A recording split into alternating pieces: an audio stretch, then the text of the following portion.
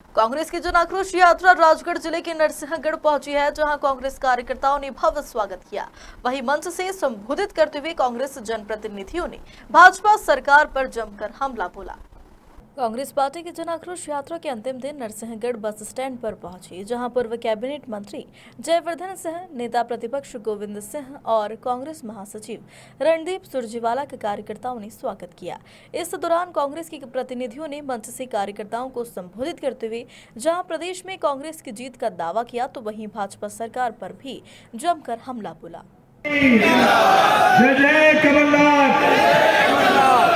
आज हमारे नरसिंहगढ़ में पिछले 3 हफ्तों से चलती आ रही जन आक्रोश यात्रा का यहाँ पर समापन किया जा रहा है और इस समापन कार्यक्रम में हमारे बीच पधारे आज के कार्यक्रम के मुख्य अतिथि भारतीय राष्ट्रीय कांग्रेस के महासचिव, मैं चाहता हूँ नरसिंहगढ़ के एक एक व्यक्ति के द्वारा रणदीप सुरजेवाला।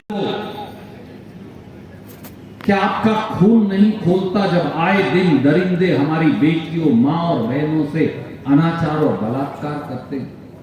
और कैसी सरकार है ये? मैं पूछता हूं, ये कैसी सरकार है? ये करोड़ों रुपए का उत्सव मनाते हैं और हमारी 9 और 12 साल की बेटियों से लोग बलात्कार और अनाचार करते।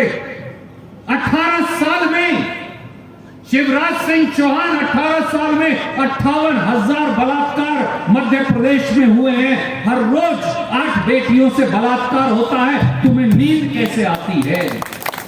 तुम सो कैसे पाते हो? वो मुख्यमंत्री, वो शासक, वो राजा जिसके शासन में 8 बलात्कार हो जाए हर रोज 24 घंटे में, उसे अपनी गद्दी पर बने रहने का अधिकार नहीं। 68,000 हमारी मां बहनों का अपहरण हो गया।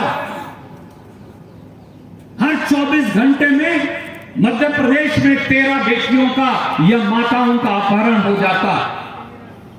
शिवराज सिंह चौहान, तुम और तुम्हारी सरकार करते क्या हो?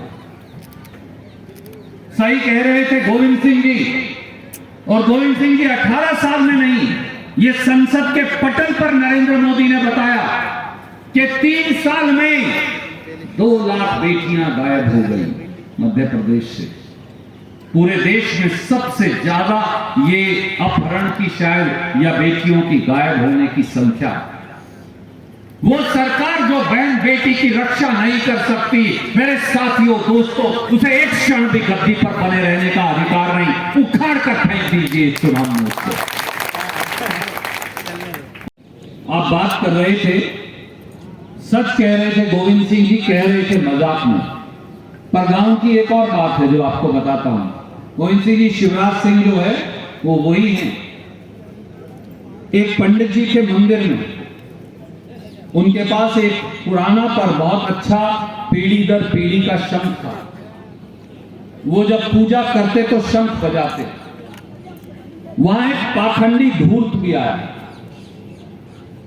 उस पाखंडी धूर्त ने देखा पंडित जी सेवा करते हैं, मंदिर बहुत अच्छे से चल रहा है, तो क्यों ना मैं पंडित जी की जगह ले लूं। तो वो एक बड़ा सा शंख खरीद लाया, सुंदर सा।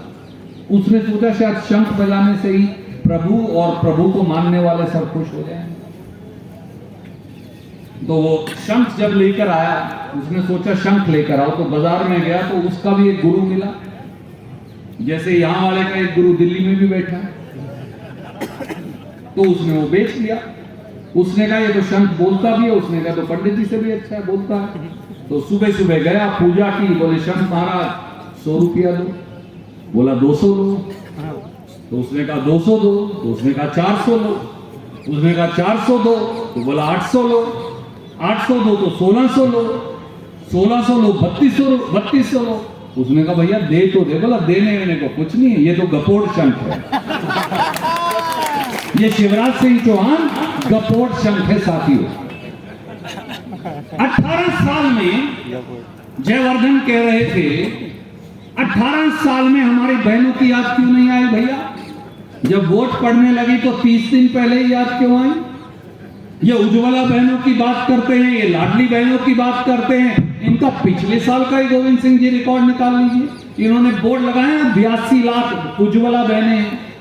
आपके हम 82 लाख उज्ज्वला बहनों में से 44 लाख उज्ज्वला बहनों ने पिछले साल एक सिलेंडर भी नहीं लिया और 16 लाख उज्ज्वला बहनों ने एक सिलेंडर लिया।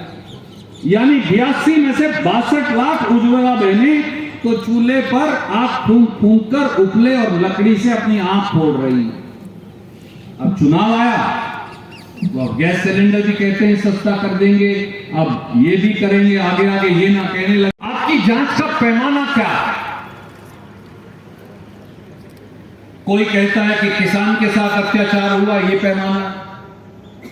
मैं खुद एक किसान हूं, आज भी अपनी खेती खुद करता हूं और ग्वालियर चंबल जैसा ही पूरा इलाका है उत्तरी भारत में, पंजाब हरियाणा और दिल्ली का। तो कोई कहता है कि महिलाओं के साथ अनाचार हुआ, कोई कहता है नौजवानों के साथ जाती हुई। अगर आपको इस सरकार का पैमाना जानना है तो ये पत्रकार और छायाकार साथी मेरे खड़े, कल का अखबार खोल लीजिए। मैं भविष्य तो नहीं जानता, 3 चीजें आपको अखबार में मिल जाएंगी।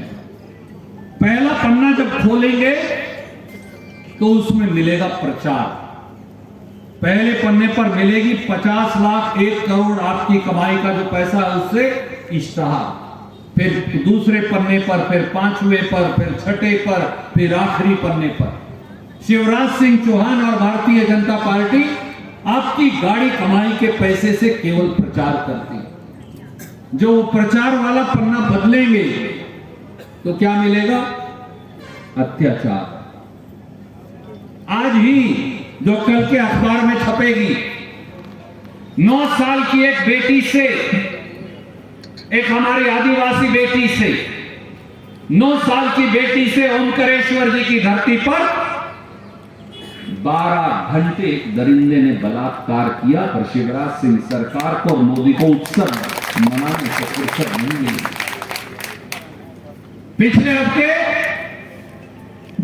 पिछले हफ्ते उज्जैन की महाकाल की भूमि में 12 साल की हमारी एक बेटी, वो मेरी बेटी भी हो सकती है बाबा, वो आपकी बेटी भी हो सकती, उसके साथ गैंग रेप हुआ। न जाने कितने लोगों ने अपनी हवस निकाली। वो स्कूल की वो दलित छात्रा, वो एक दलित परिवार से हमारी बिटिया थी, वो अर्धनग्न अवस्था में वो महाकाल की धरती पर 8 घंटे तक शरीर से खून रिश्ता बेबस बिलखती वो बिटिया घूमती रही। शिवराज सिंह चौहान उत्सव मनाते रहे, उस बिटिया की उन्हें खबर नहीं मिली। कहना चाहेंगे आप? भारतीय जनता पार्टी हार की कगार पर खड़ी है। वो एक साथी का माइक और रह गया, उसे भी प्लीज आगे ले लें, कोई रहना चाहिए। भारतीय जनता पार्टी हार की कगार पर खड़ी है। Bharatiya Janata party panic mode में है। शिवराज सिंह और भारतीय जनता पार्टी की सरकार का नाम और काम दोनों से नरेंद्र मोदी जी कन्नी काट गए। भारतीय जनता पार्टी को अब ना अपने नेताओं पर विश्वास, ना नीति पर विश्वास, क्योंकि 18 साल में कुछ किया हो तो बताएं। और शिवराज सिंह चौहान तो ऐसे गपोट शंख हैं जिनको नकल भी मारनी नहीं आती। वो कांग्रेस की नकल मारने की कोशिश तो कर रहे हैं, पर उसके लिए भी अकल चाहिए। भारतीय जनता पार्टी द्वारा अपने केंद्रीय मंत्रियों को उतारना हार की कगार पर भाजपा के खड़े होने का संदेश है। देखिए, उनके यहाँ एक शब्द है गांव का कुंडा घाई, वो हो रही है। शिवराज सिंह चौहान और ज्योतिरादित्य सिंधिया को ये मालूम है कि वो हार रहे हैं, तो उन्होंने कहा सबका इलाज बांध दो। तो वो कैलाश विजयवर्गीय, प्रहलाद पटेल, नरेंद्र तोमर, सबको उन्होंने कहा सबको हरवाकर हमारे जैसा बना दो। इसको कहते हैं हम तो डूबेंगे सनम, तुमको भी साथ लेकर डूबेंगे। और इसीलिए नरेंद्र तोमर तो पत्रकारों से गुस्सा कर रहे हैं। भैया, पत्रकारों का क्या कसूर है, आप तो बुजुर्ग आदमी हैं। और कैलाश विजयवर्गीय कह रहा है मुझे चुनाव ही नहीं लड़ना। तो इनके नेता चुनाव लड़ने से डर रहे हैं। इनके सारे केंद्रीय मंत्री और सारे सांसद चुनाव हारने वाले हैं। पूरा का पूरा मंत्रिमंडल चुनाव हारेगा। और बुधनी के अंदर भी मुझे ये विश्वास है कि कांग्रेस का परचम लहराएगा। सर, मध्य प्रदेश में इस बार युवाओं को क्या मौका देगी कांग्रेस? सर मध्य प्रदेश में नहीं, पूरे देश के अंदर श्री राहुल गांधी जी का, मल्लिकार्जुन खड़गे साहब का ये संकल्प है कि जहां तक हो सकेगा हम नौजवान साथियों को, महिलाओं को और हमारे जो आदिवासी, पिछड़े, दलित भाई हैं उनको और नए नए जो हमारे साथी हैं उन सबको मौका देंगे। तजर्बा और तरुणाई, उसका एक आइडियल कॉम्बिनेशन हम यहाँ पेश करेंगे और आप ये पाएंगे कि जो मध्य प्रदेश की तरक्की की डगर है कांग्रेस के राज में, वो ग्वालियर चंबल से होकर जाएगी। तरक्की की यात्रा की शुरुआत यहाँ से होगी। ग्वालियर चंबल के अंदर सबसे पहले उद्योग आएंगे, वहाँ पर आईटी सेक्टर आएगा, वहाँ बायोटेक्नोलॉजी हब्स आएंगे, एग्रो हब्स आएंगे और ग्वालियर चंबल को हिंदुस्तान का सबसे बेहतरीन इलाका हम बनाएंगे और तरक्की की बयार जो आएगी वो यहाँ से निकल कर जाएगी। सर जबलपुर में नरेंद्र मोदी ने राजगढ़ से भगवान सिंह अहिरवार की रिपोर्ट।